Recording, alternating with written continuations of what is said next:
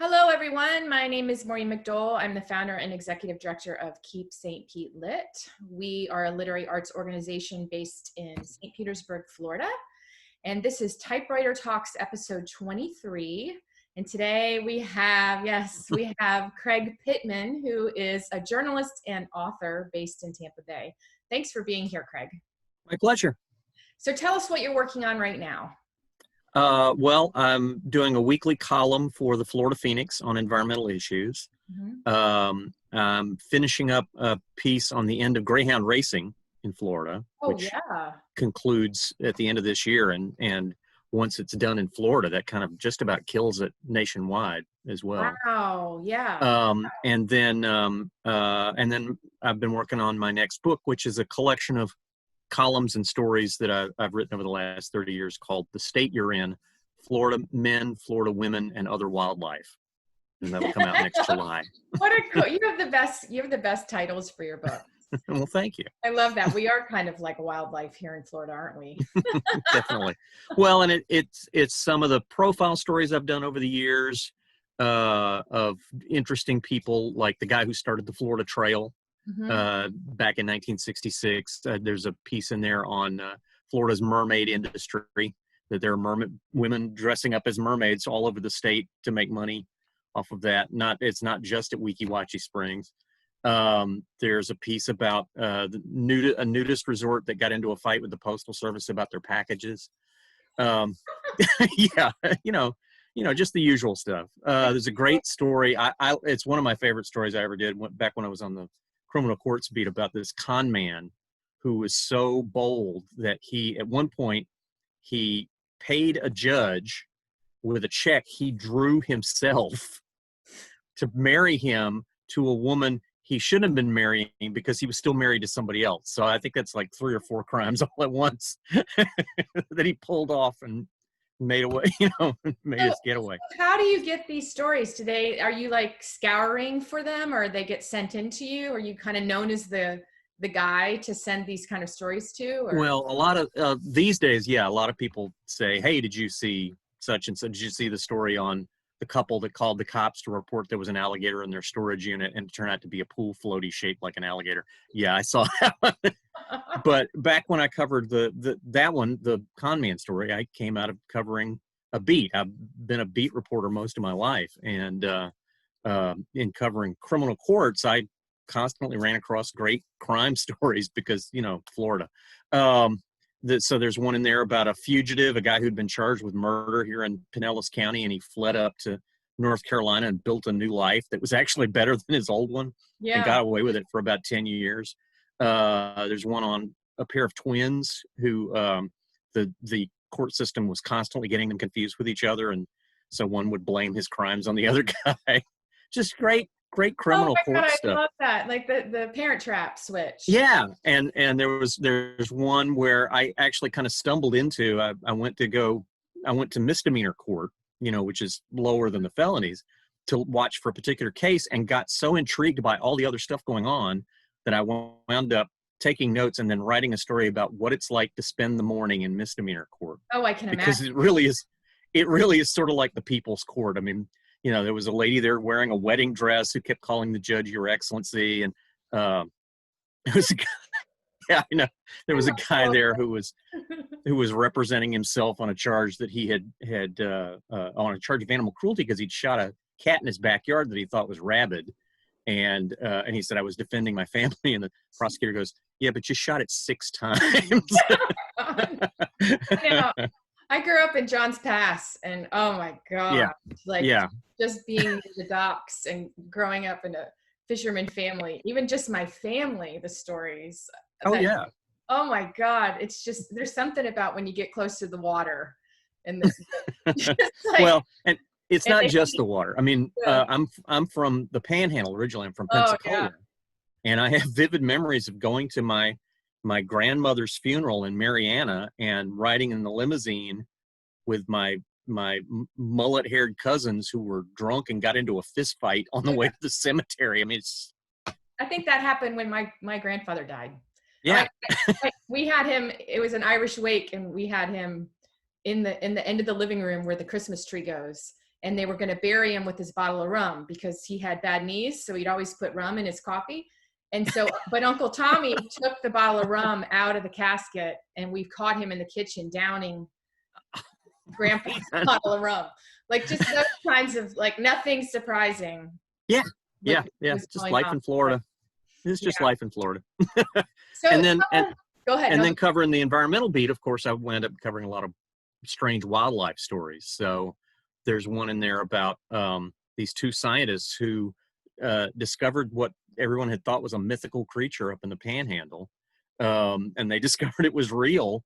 And they, it had been previously unidentified by science and had been living in the swamps up near Eglin Air Force Base. Like a lizard, or what is it? People were calling it an eel, but it's actually what a type of creature called a siren, and they named it the reticulated siren. It's pretty ugly, I have to tell you. But it's huge. It's huge, and they found this thing looking for something else, and then spent their own money and their own time actually doing all the stuff you have to do to formally identify it for science.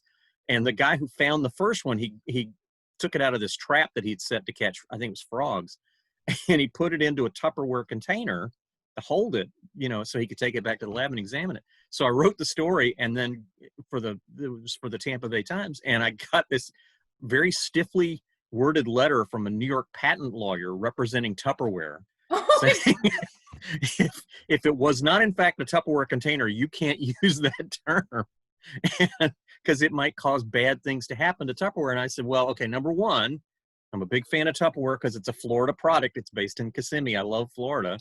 And number two, isn't this actually a good thing for Tupperware? Why don't you get the scientist to endorse it?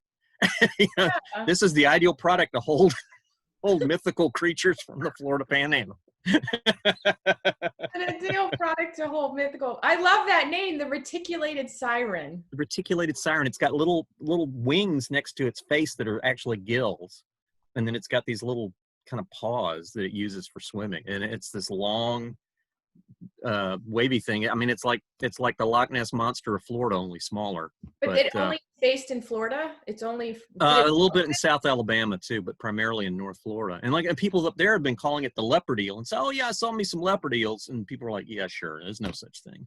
Oh my God! But it turned out it was true. As with many Florida stories that seem unbelievable.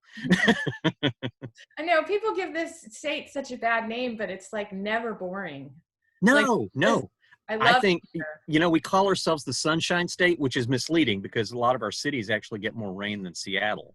That's what the guy who lives behind my house here, he's from Oregon. He goes, "It rains so much here." Yeah, it rains too much for people from Oregon. It's a lot of rain. It rains more here in Florida and St. Pete than it does in Oregon. That's so I say we should change our nickname to the Most Interesting State. Yeah. Because that's certainly true. That is true. Well, you never run out of things to write about. No, Florida is the continuing gift to writers. It really is. So what is a typical day as a writer like for you? I'm not sure there is one.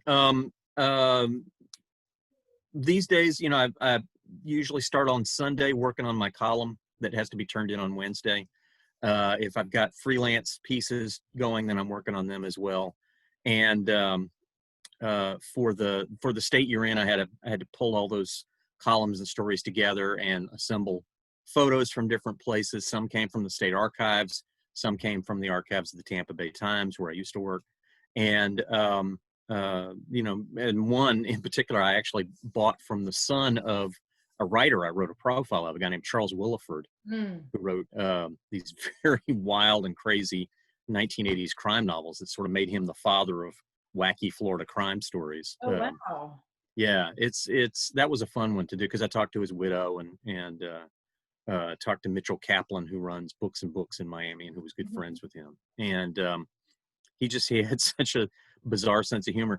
I guess back in the late 70s, the Florida driver's licenses, you were required to list your occupation on the driver's license. And so even though he'd been a writer for like 30 years at the point, he listed his occupation as typewriter repairman. I thought you'd appreciate that, given this is Typewriter Talks. Yeah, I love that. Typewriter repairman.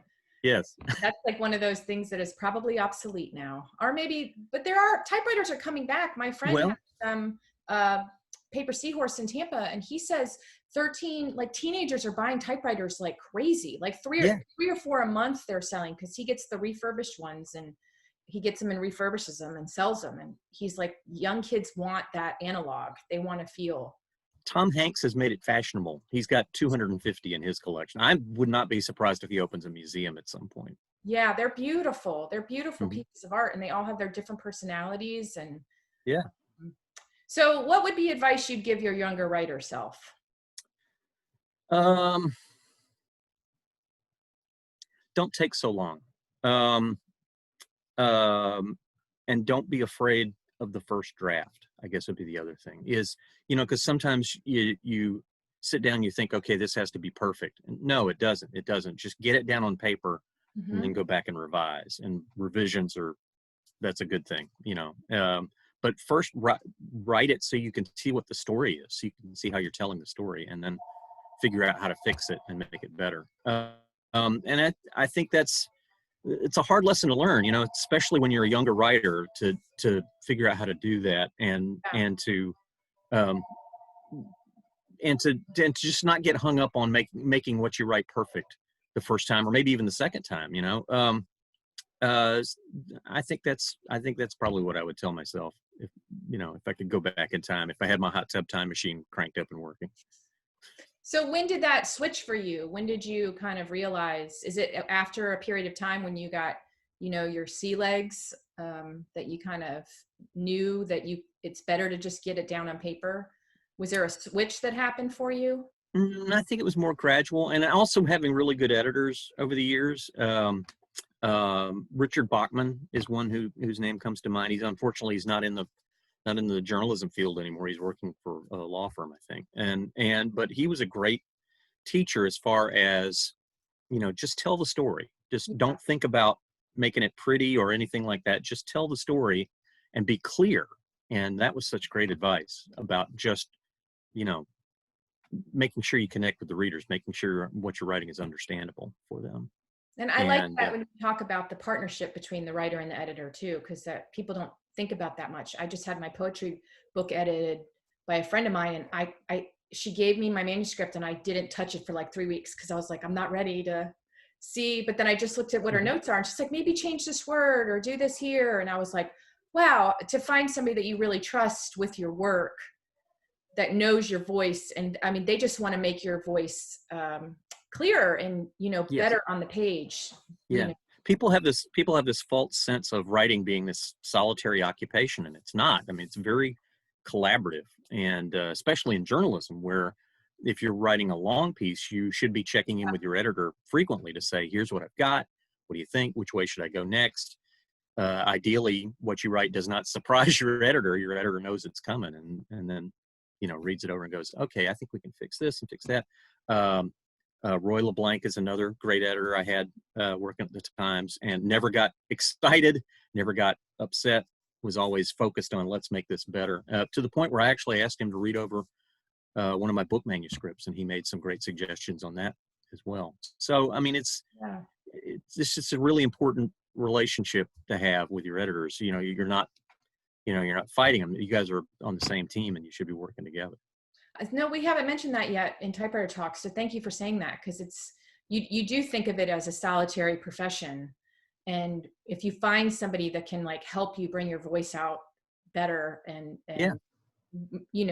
I love that idea of it's like a marriage and a partnership to literally in my case, my wife is my first reader. She's my first reader on all my book manuscripts. Yeah. She was a terrific newspaper editor, and left the paper about 10 years ago. She's in PR now, but she's got great skills about reading something and saying, okay, I think what you're trying to say here is this, but you're not quite saying it. You can fix it by doing this and this and this. And she's terrific at it. Boy, that's yeah. And the price is right. That's awesome. So who are some of your favorite authors? Let's see. I grew up in a family where everybody read a lot of murder mysteries.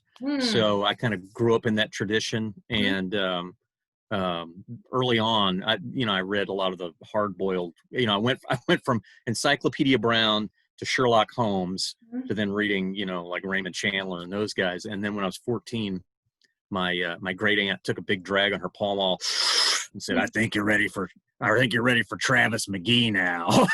And she handed me this paperback copy of a John D. McDonald novel, and they had this like semi-nude woman on the cover. I'm like, I'm 14. Yes, Yeah. ma'am, I am ready for that. Yeah. Yeah. And I started reading it, and I didn't realize that he slipped. He lived in Sarasota for years, and a lot of his books were set in Florida, and he kind of slid in these environmental messages before a lot of other people were interested in that. He was actually an environmental activist down in Sarasota trying to fight, plants to dredge and fill the bay there and things like that, and then using it as plots in his stories. So I always tell people 2 books that you should read if you live in Florida. One is Zora Neale Hurston's Their Eyes Were Watching God, and John D. McDonald's Condominium. But don't read either one of them during hurricane season because they'll scare the bejesus out of you. Yeah, right.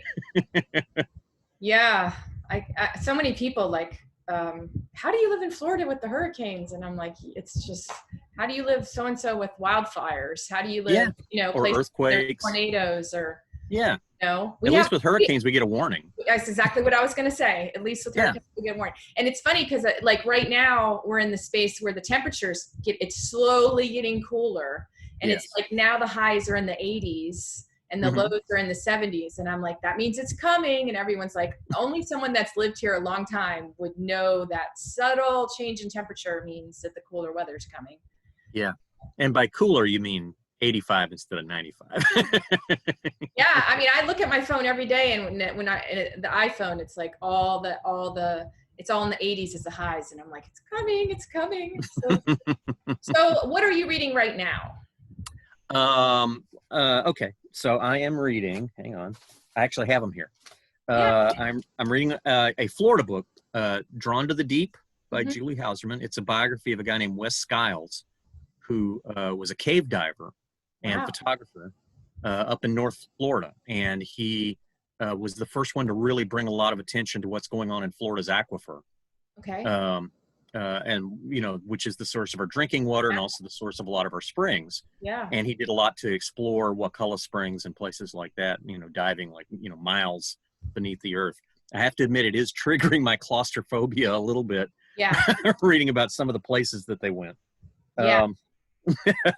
He also made a documentary that I highly recommend. It's called Water's Journey, where it's just a great concept where 2 divers go down in through a sinkhole down into the underground aquifer. Yeah.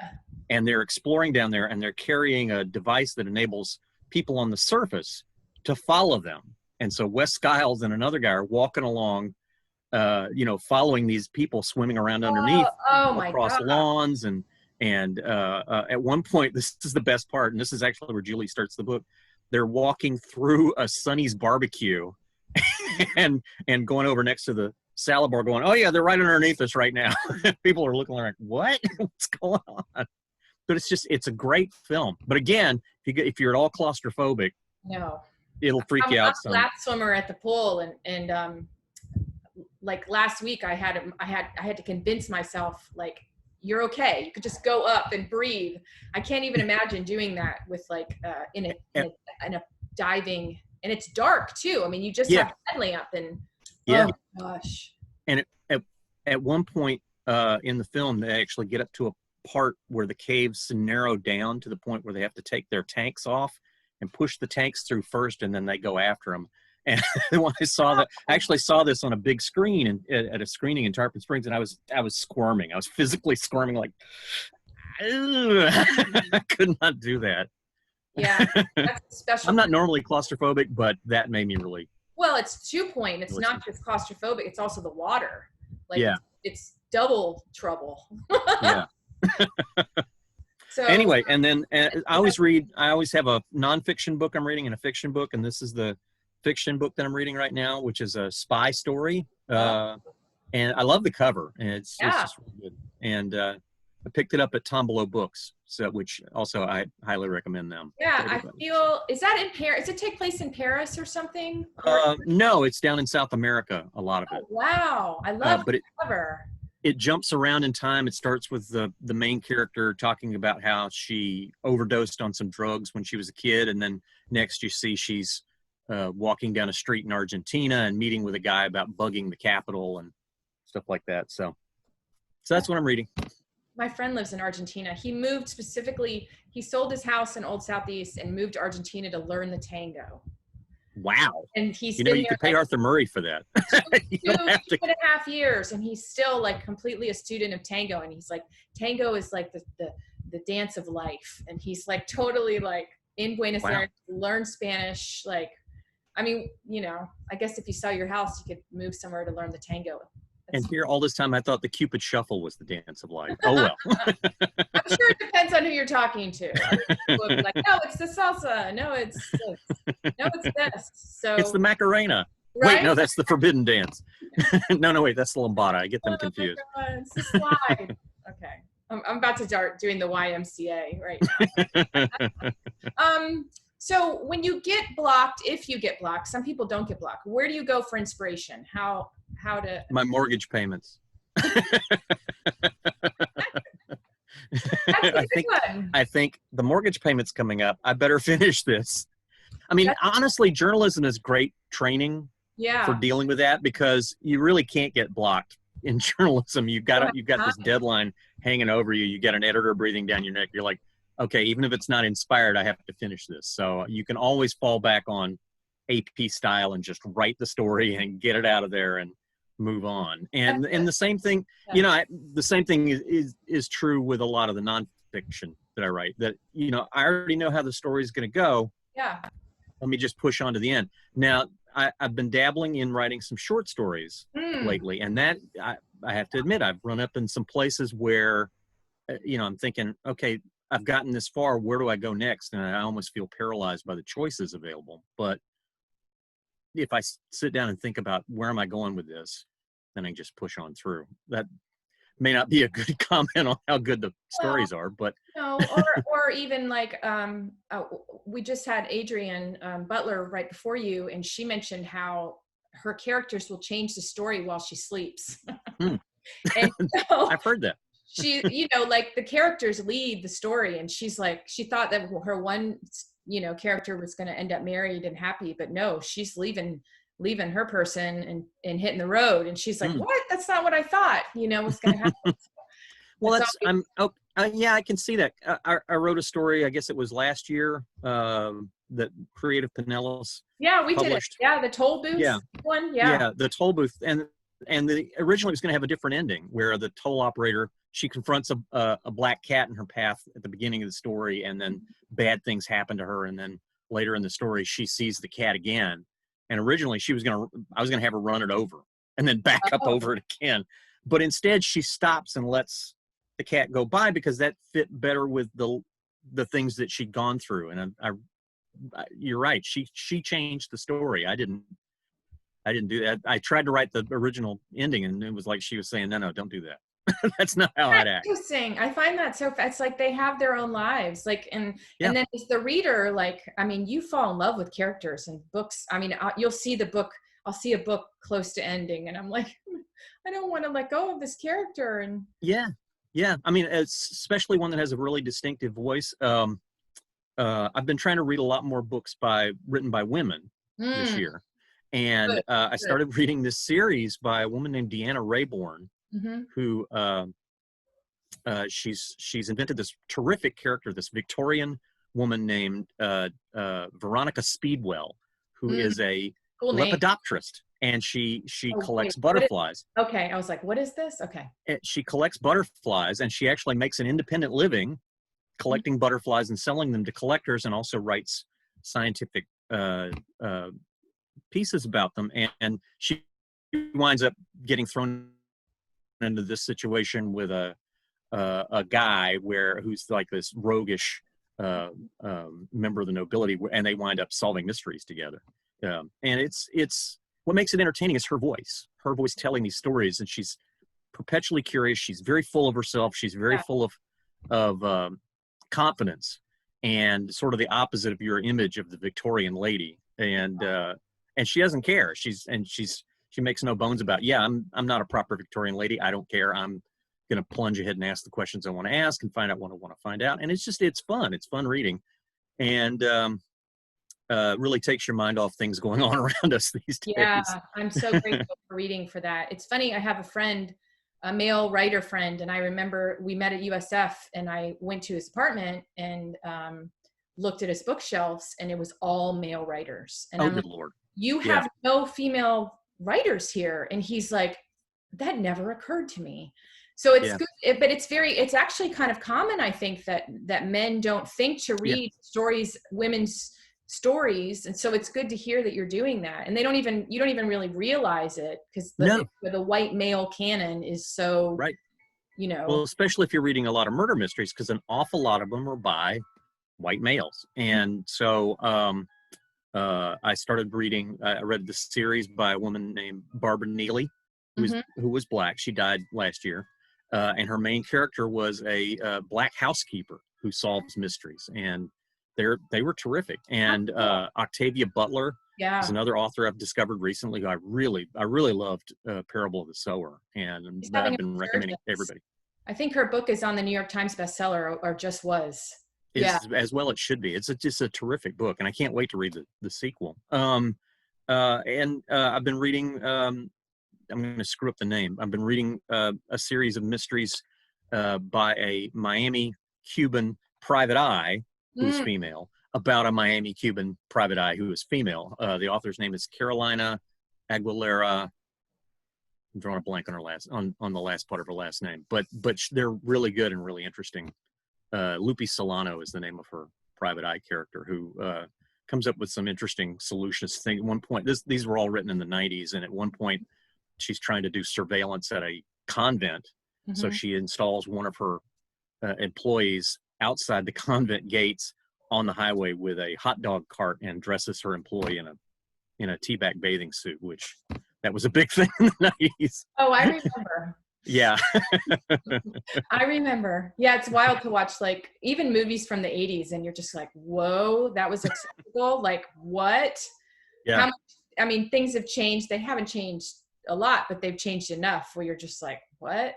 We have my friend, he's African-American. We have a joke, and we're like, oh, there's a token Black man, token Black character cleaning the bar, Yes. Oh, he's changing the tire. There we go. In the whole movie, there's his one line. There's his one line. Yeah. Good morning. That's all I think. So. Okay. Let me get that for you, sir. Yeah. Okay. One more question. What is your holy grail piece of writing advice? Ooh. I guess probably the best advice is what Harry Crews used to tell his University of Florida writing students, which is get your butt in the chair.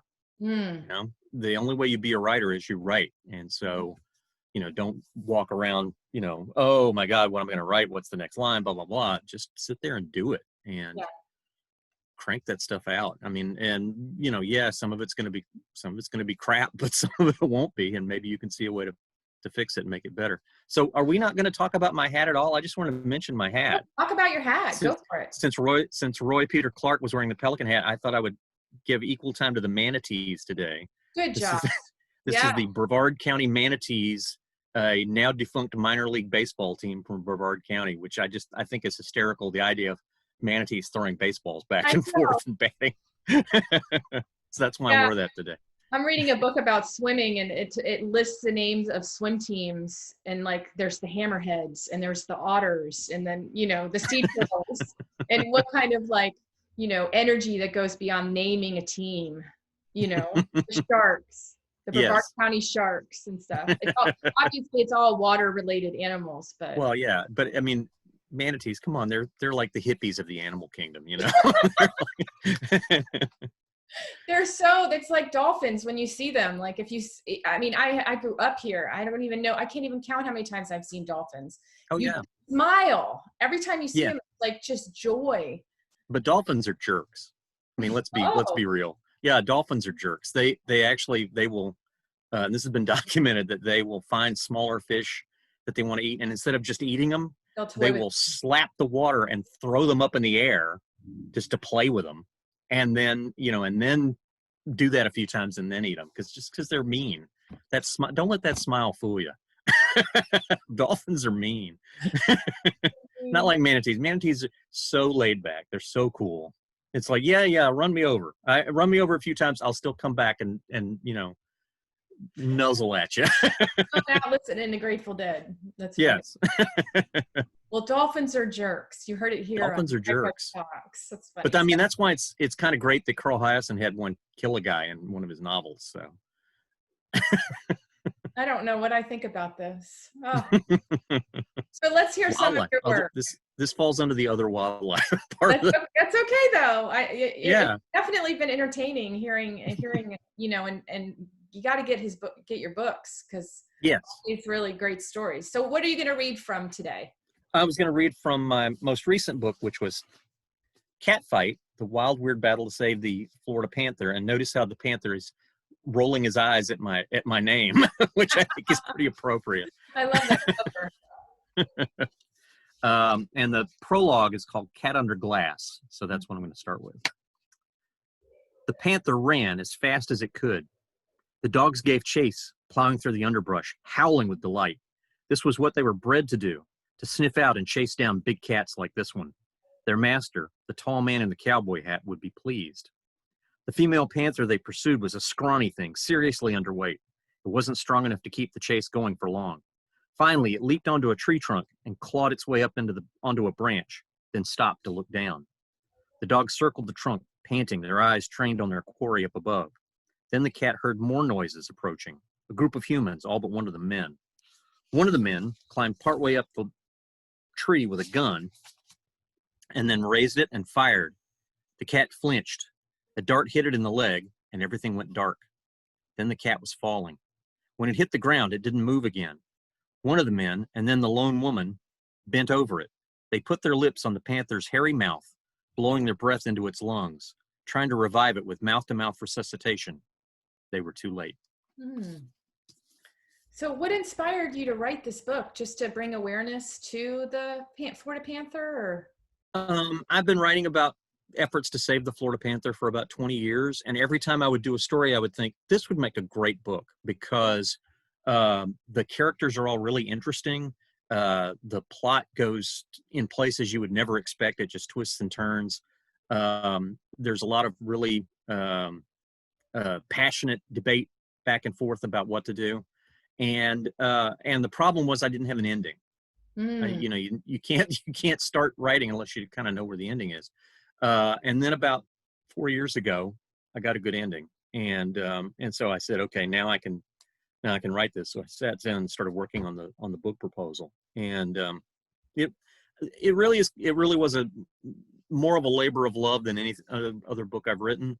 Emphasis on the labor part, of course, but it's a story I have wanted to tell for a long time. And apparently it's been a really good quarantine read, because it's got a hopeful ending, not necessarily a happy ending, but a hopeful ending. And people kind of need that these days. So yeah. I've heard from a lot of readers who tell me, your book took me kind of to the pit of despair in a couple of places, but that ending was really nice and made the journey worthwhile. And that's good to hear. Plus it's got the skunk ape in it. So, that's worth something as well. Florida's version of Bigfoot shows up at one point. It's so cool to hear about your romance with Florida as a writer. Well, I mean, it's, I've even my mask says Florida, Oh, I know you always have your shirts, your Hawaiian shirts. Yes. Yeah. And Florida is the gift that keeps on giving.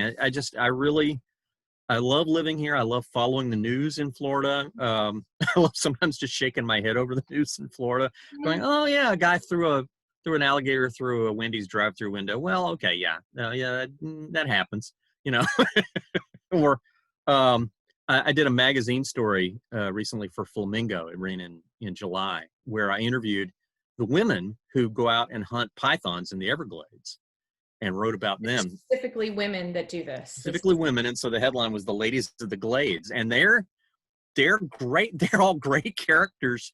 They all have, they're all in it, not for the money, but for the rush of adrenaline and the adventure, and because they're helping to save the environment by getting rid of these invasive snakes. But, they're going out night after night driving up and down on these levees, and when they see a 17-foot python, they jump out of the car and tackle it and wrestle it around, you know, and sometimes for 45 minutes or an hour, and the snake poops on them and pees on them, and they call that the sweet smell of success, because if you smell like that, that means you actually caught one.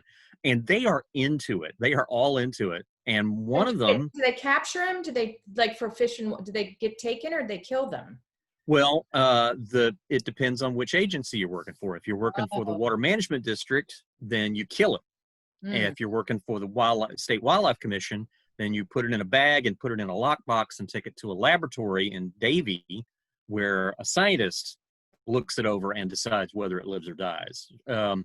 If they want to keep it alive, the reason they're doing that is because they're going to it's a male, and they're going to put a little radio tracker on it and follow that male snake to where female snakes are, and catch them. They're called those scout snakes. Oh my God.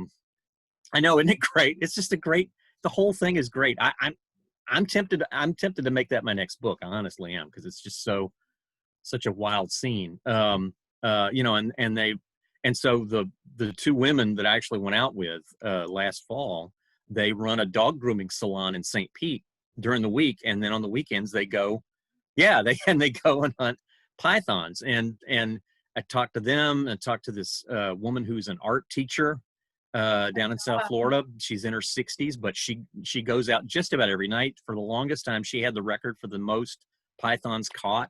She drives around, listens to books on tape, you know, historical romance and stuff like that while she's looking for pythons.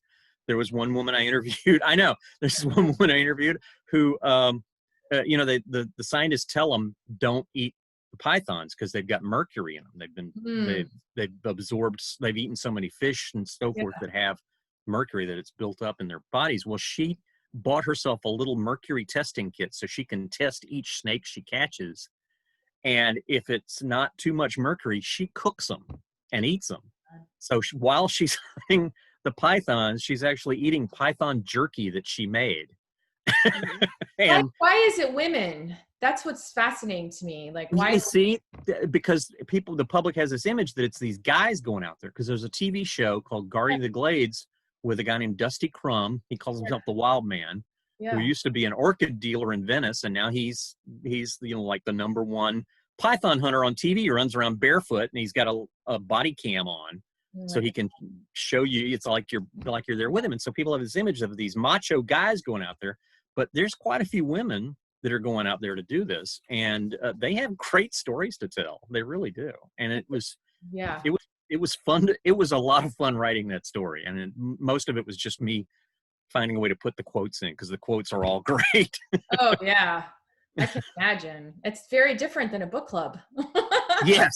Yes, exactly. And they're all like Facebook friends with each other. And so, you know, one of them will post a video, hey, this is what I caught last night, and they put up a real struggle, and the other women will chime in and say, wow, that's a great one. Looks like you got a good one. And, you know, just be very supportive of each other. And then one of them said, yeah, but privately sometimes there's a little sniping and rivalry and stuff. And it's just, they're very human. You know, it's a very human story. So, I mean, that's why I say you never run out of stories to tell in Florida. Yeah. There are always different aspects and different angles to them. And, you know, it is the state that keeps on giving. It is. It really is. Living anywhere else. I love Florida so much. And I love that, you know, if you know, you writing stories, but it's also talking about the environment and how precious it is. Yeah. How special the state is. It's such a, you know, it is like Eden in so many ways. And, you know, but it's also so exploited. Oh yeah. And backwoods in a lot of ways, the way our government operates and things. Right. So, and those were all lessons I learned from John D. McDonald's books, honestly. Yeah. You know? Yeah. Well, Craig, thank you so much for all of your, my brain is like, Dolphins are jerks, Python women. Yeah. Oh my gosh. I like that idea of and the skunk ape. Yeah. Okay. The idea of the women with I think that would be really cool, a book about the women that are hunting. Yeah. Yeah. Or even to just do a novel about one of them, you know, and you know, is like the fictional background. And I think that's although I guess Carl Hiaasen kind of covered that. His new novel is called Squeeze Me. And the hero is a woman who's a wild animal capture specialist who is catching pythons that have been turned loose around Mar-a-Lago. Oh, well, I don't know. I think you would tell a very different spin than Probably. because this is fictional, so yours would Yeah. be the actual story. So it might be Yes. timely to do it. It Well, might thank be. you so much. Thank you. My Thank you pleasure. so much. Yeah. And I'm Maureen McDowell of Keep St. Pete Lit. You can find, we have writing classes, book clubs, all kinds of things at keepstpetelit.org. And tune in next Tuesday for episode 24 of Typewriter Talks. And Craig, Ooh. thank you so much. My All right. pleasure. All All right. right. Take care. Bye.